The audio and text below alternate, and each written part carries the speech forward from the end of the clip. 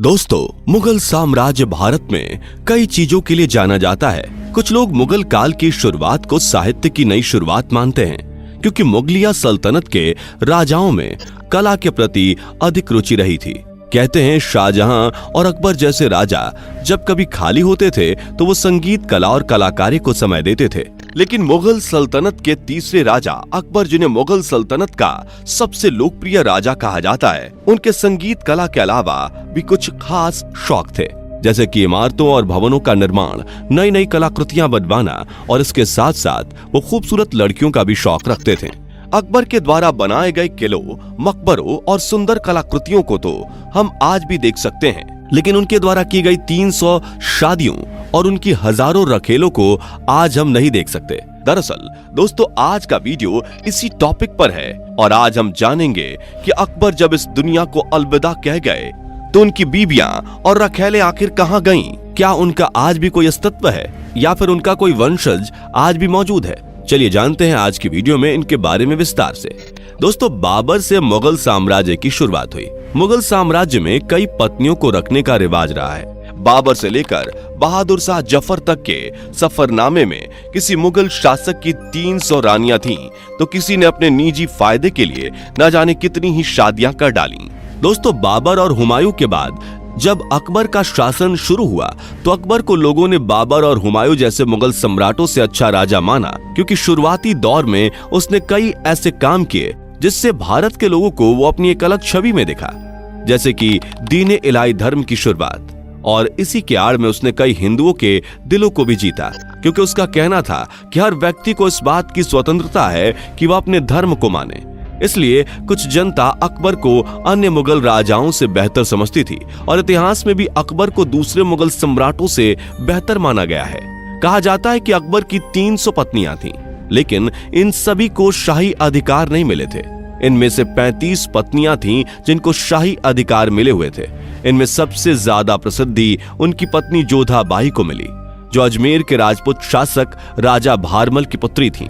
उन्हें मरियम उज जमानी के नाम से भी जाना जाता है। जोधा बाई को सबसे ज्यादा प्रसिद्धि इसलिए मिली क्योंकि वो एक राजपूत रानी थी, और इतिहासकारों के अनुसार जोधा बाई को अकबर की रियासत की सबसे खूबसूरत महिला कहा जाता है। हालांकि अकबर की मुख्य पत्नी उनकी पहली बेगम रुकैया सुल्तान थी। रुकैया रिश्ते में अकबर की चचेरी बहन भी लगती थी। जब रुकैया महज 9 साल की थी तब रुकैया की मंगनी अकबर के साथ कर दी गई थी।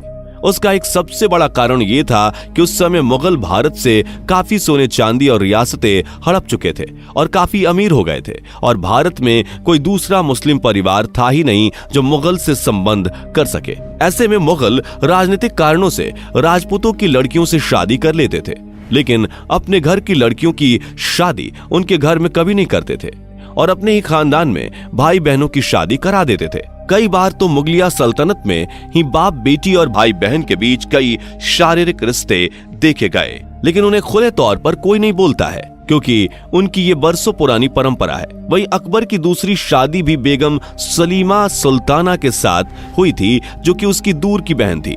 असल में सलीमा एक विधवा थी। उनके पति बैरम खान की हत्या हो गई थी। सलीमा एक तुर्क की बेटी थी, जिस वजह से उनके शरीर की बनावट बहुत सुडौल थी और रंग इतना सफेद था कि अगर सलीमा कुछ समय के लिए धूप में निकल जाएं तो उनके शरीर की त्वचा लाल हो जाती थी। बैरम खान की हत्या के बाद सलीमा उदास उदास सी रहने लगी थी।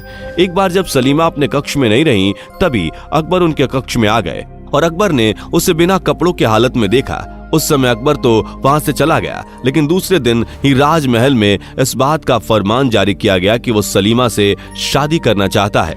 ऐसा उसने इसलिए किया क्योंकि उसे सलीमा बहुत पसंद आ गई थी, और उसे ये भी पता था कि अगर उसने ऐसा नहीं किया तो सलीमा किसी न किसी से अपनी शारीरिक तृप्ति की पूर्ति करेंगी, क्योंकि वो उस समय जवान थी और अधिकतर मुगलिया औरतें यही करती थीं, क्योंकि उन्हें बाहर जाने नहीं दिया जाता था और न ही किसी पुरुष से मिलने दिया जाता था। इसी वजह से अक्सर मुगलिया औरतें और मुगल की राजकुमारियां सिपाहियों और उनकी देखरेख में रखे जाने वालों से संबंध बनाने लगती थीं। इसलिए अकबर ने मौका देखते ही चौका मार दिया। दोस्तों, अकबर की 300 पत्नियों में से करीब 250 उनकी ऐसी पत्नियां थीं जो कि रिश्ते में उनकी बहनें लगती थीं, और बाकी की शादियां किसी राजनीतिक कारण से की गई थी, जिसमें भी कुछ दूर की मौसी और बुआ लगती थी। इन सब के अलावा अकबर के हरम में करीब 5 से 6 हजार लड़कियां थीं। हकीकत यह है कि अकबर के सभी पूर्वज बाबर, हुमायूं से लेकर तैमूर तक सब भारत में लूट, बलात्कार, धर्म परिवर्तन और मंदिर विध्वंस आदि कामों में लगे रहे। वो कभी एक भारतीय नहीं थे और इसी तरह अकबर भी कभी भारतीय नहीं बन पाया। अकबर के बारे में इतिहासकारों ने लिखा है कि अकबर एक स्वस्थ, गोरा और लंबा आदमी था, लेकिन असल में अकबर एक औसत दर्जे की लंबाई वाला व्यक्ति था। उसके बाएं पैर में लंगड़ापन था और उसका सर उसके दाएं कंधे की तरफ झुका हुआ था और वो देखने में काला था। सिर्फ यही नहीं बल्कि मुगल काल में जितने भी सम्राट हुए सब के सब काले थे। इसका एक सबसे बड़ा उदाहरण आपको बताते हैं। शाहजहां ने अपने लेख में खुद बताया है कि वो कितना काला और बदसूरत था, इसलिए उसने मुमताज महल की याद में ताजमहल बनवाने के बाद अपने लिए काले पत्थर का ताजमहल बनाने की सोची, लेकिन उससे पहले ही उसके बेटे ने उसे तहखाने में बंद कर दिया था। दोस्तों, आजकल बच्चों को इतिहास की किताबों में पढ़ाया जाता है कि अकबर सभी धर्मों का आदर करता था और यहाँ तक कि उसने जोधा बाई के लिए एक मंदिर भी बनवा दिया था जिसमें वो हिंदू रीति रिवाज के अनुसार पूजा, आरती और कृष्ण की भक्ति किया करती थी और यही मुगले आजम पिक्चर में भी दिखाया गया था। लेकिन वास्तविकता ये है कि जोधा से शादी के कुछ समय बाद अकबर ने जोधा को मुसलमान बना दिया था और उसका इस्लामी नाम मरियम उज़्ज़मानी रख दिया था और 6 फरवरी सन 1562 को इस्लामिक तरीके से उसके साथ निकाह पढ़ लिया था और इसलिए जब जोधा मर गई थी तो उसका हिंदू रीति से दाह संस्कार नहीं किया गया बल्कि उसे इस्लामिक परंपराओं के हिसाब से दफनाया गया था। आज भी जोधा की कब्र अकबर की कब्र से कुछ किलोमीटर की दूरी पर बनी हुई है जो सिकंदरा में है। यही नहीं, अकबर ने अपनी अय्याशी के लिए इस्लाम धर्म का भी दुरुपयोग किया था क्योंकि सुन्नी फिरके के अनुसार एक मुस्लिम एक साथ 4 से अधिक औरतें नहीं रख सकता है और जब अकबर उससे अधिक औरतें रखने लगा था तो काजी ने उसे टोक दिया था, जिसके बाद उसने काजी को ही मरवा दिया था। दोस्तों, अकबर के हरम में 5000 औरतें थीं और हर एक का अपना अलग घर था। ये 5000 औरतें उसकी 36 पत्नियों से अलग थीं। आईने अकबरी में अब्बुल फजल ने लिखा है कि शहंशाह के महल के पास ही एक शराब खाना बनाया गया था। वहां इतनी वेश्याएं इकट्ठी हो गई थीं कि उनकी गिनती करना भी मुश्किल हो गई थी। दरबारी नर्तकियों को अपने घर ले जाते थे।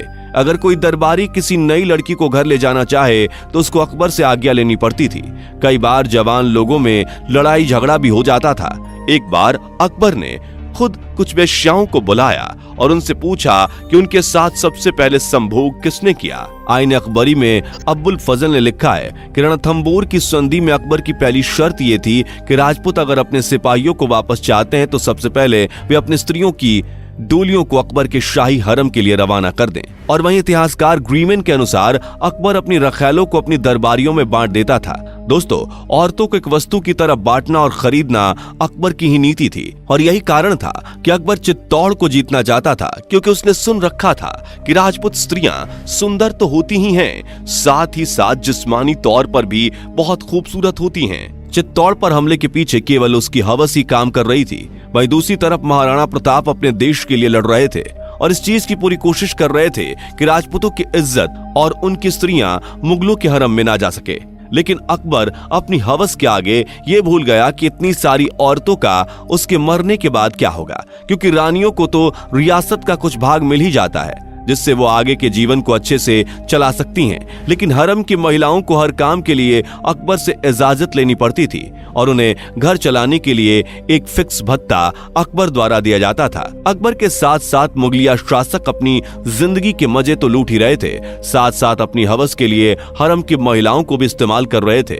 लेकिन उन्हें नहीं पता था कि आने वाले समय में उनका ये शौक भारत में एक महामारी की तरफ फैल जाएगा और मुगल शासन के बड़े बड़े सुल्तान और सम्राट जो कि अपने आप को जिल्ले-लाही कहते थे, वो भी इस चीज को होने से नहीं रोक पाएंगे। असल में जब मुगल साम्राज्य का पतन हुआ तो उसके बाद इन रखैलों को मुगलिया सल्तनत से भत्ता और सहयोग मिलना बंद हो गया था, जिसकी वजह से ये लड़कियां और औरतें अपने बच्चों को पालने और घर खर्च को चलाने के लिए देह व्यापार में उतर गईं। खैर, आपकी इन सब के बारे में क्या राय है नीचे कमेंट बॉक्स में जरूर बताएं। जाने से पहले वीडियो को लाइक शेयर जरूर करें और ऐसी और वीडियोस के लिए इस चैनल को सब्सक्राइब करके बेल नोटिफिकेशन को भी जरूर ऑन कर लें। धन्यवाद।